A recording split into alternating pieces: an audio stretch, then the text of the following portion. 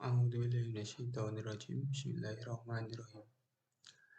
Ya ayyuhalladzina amanu la taqrabus sholata wa antum sukara hatta ta'lamu ma taquluna wa la junuban illa wa'abiri sabilin hatta taghtasilu wa in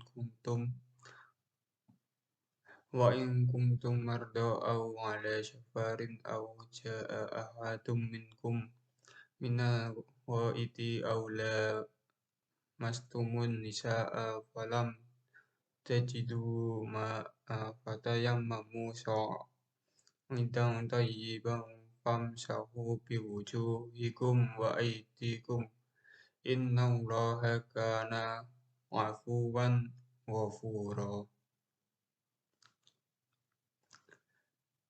Dalam ayat ini diterangkan bahwa larangan sholat dalam keadaan mabuk dan larangan mendekati masjid dalam keadaan junub. Sholat sendiri merupakan sebaik-baik ibadah. Oleh karena itu Allah melarang hamba-hambanya untuk melakukan sholat dalam keadaan mabuk sampai dia sadar kembali. Kemudian menurut Imam Syafi'i yaitu dalam ayat ini mengharamkan orang yang sedang junub atau berhadas besar untuk memasuki masjid kecuali hanya untuk lewat atau melintas saja. Kemudian menurut Imam Hanafi ayat ini tidak secara tegas dan jelas menunjukkan larangan bagi orang yang sedang junub untuk memasuki masjid. Quran Surat Al-Isra ayat 78-79. Bismillahirrahmanirrahim. Aqimi sholat liduki syamsi illa wasyakil laili wa qur'anal fajr.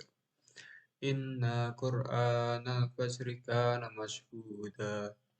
Wa minal laili fatahaj bihi nafilatan laka asya ayyab wasaka rabbuka maqamam mahmuda.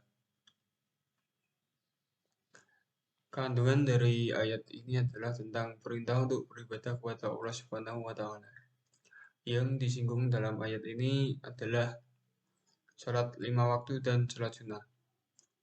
Sholat sendiri sangat diperhatikan oleh Allah Subhanahu wa Ta'ala, dan ada pula 2 waktu sholat yang sangat istimewa, yaitu sholat subuh dan sholat asar. Kemudian dalam ayat ini pula diperintahkan untuk melaksanakan sholat sunnah. Sholat sunnah yang paling tinggi derajatnya ialah sholat malam atau sholat tahajud. Namun tidak hanya itu, dalam Islam juga sudah diatur dengan sedemikian rupa tentang apa yang harus dibaca, digerakkan, dan dilakukan untuk beribadah kepada Allah Subhanahu wa Ta'ala.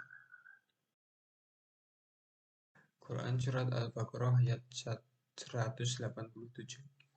Bismillahirrahmanirrahim. Uhilla lakum lailata syiyamir rafasu illa nisaikum hunna libasul lakum wa antum libasul lahunna walimullahu annakum kuntum takhtanuna anfusakum fataba alaikum wa afa ankum fal'ana bashiruhunna wabtagu ma kataballahu lakum wa kulu washrabu hatta yatabayyana lakumul khaytu abyadu minal khaydi aswadi minal fajri summa atimus siyama illa laili wa la yubashiruhunna wa antum makifuna fil masjidi tilka hududullahi fala taqrabuha kadzalika yubayyinullahu ayati linnasi la'allahum yattaqun. Kandungan dalam ayat ini menerangkan bahwa Allah memberikan keringanan dalam menjalankan ibadah puasa Ramadan. Yang pertama, Allah membolehkan manusia untuk makan, minum, dan berhubungan suami istri pada malam hari, yaitu mulai dari terbenamnya matahari sampai terbit fajar. Kemudian yang kedua, Allah Subhanahu wa Ta'ala mengetahui bahwa manusia sesungguhnya tidak dapat menahan hawa nafsu, sehingga Allah memberikan maaf kepada hamba-hambanya. Kemudian yang ketiga di sini larangan untuk berhubungan suami istri pada siang hari di bulan puasa. Jadi sebenarnya Allah itu Maha Pemurah, Maha Pemaaf, serta Maha menyayangi kepada hamba-hambanya.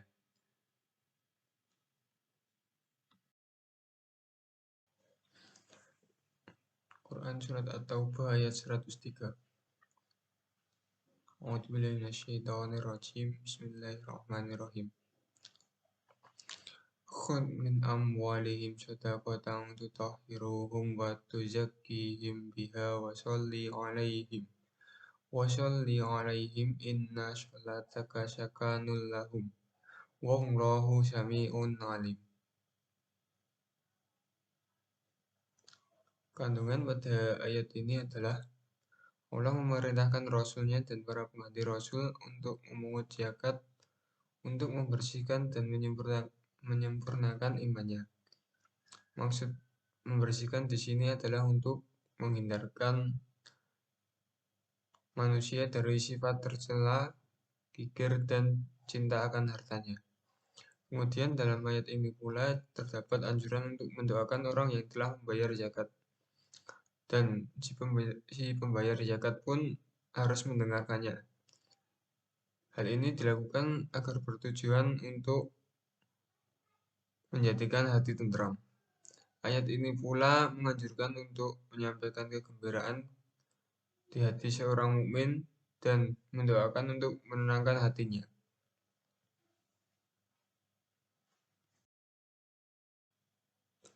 Quran Surat An-Nur ayat 30. A'udzubillahi minasyaitonirrajim. Bismillahirrahmanirrahim.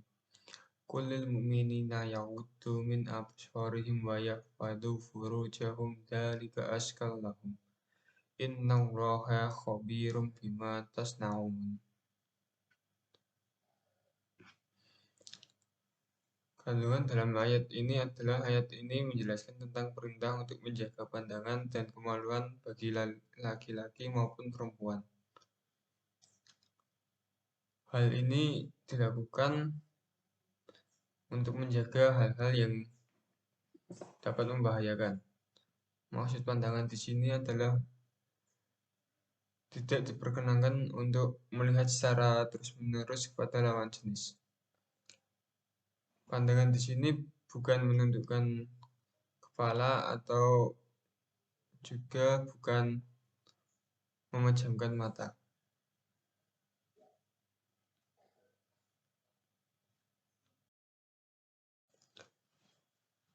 Quran Surat Al-Ahzab ayat 59. A'udzubillahi minasyaitonirrajim. Bismillahirrahmanirrahim.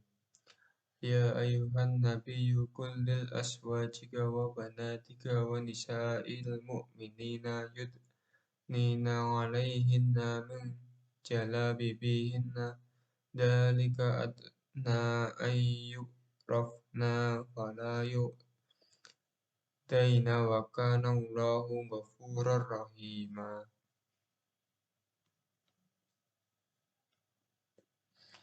Isi dari ayat ini adalah yang pertama, kewajiban untuk menutup aurat. Kewajiban ini bagi perempuan muslim untuk menutupi auratnya, yaitu seluruh tubuh kecuali telapak tangan dan wajah. Kemudian kalau aurat laki-laki itu dari pusar sampai lutut. Kemudian yang kedua, jilbab memuliakan wanita. Perempuan di sini akan lebih mulia di hadapan Allah Subhanahu wa Ta'ala dan akan menjadi pribadi yang merdeka dan dijauhkan dari orang-orang yang fasik. Kemudian yang ketiga, mendapat ampunan Allah Subhanahu wa Ta'ala. Bahwa Allah mengampuni dosa-dosa perempuan yang terdahulu sebelum kewajiban padanya untuk memakai jilbab.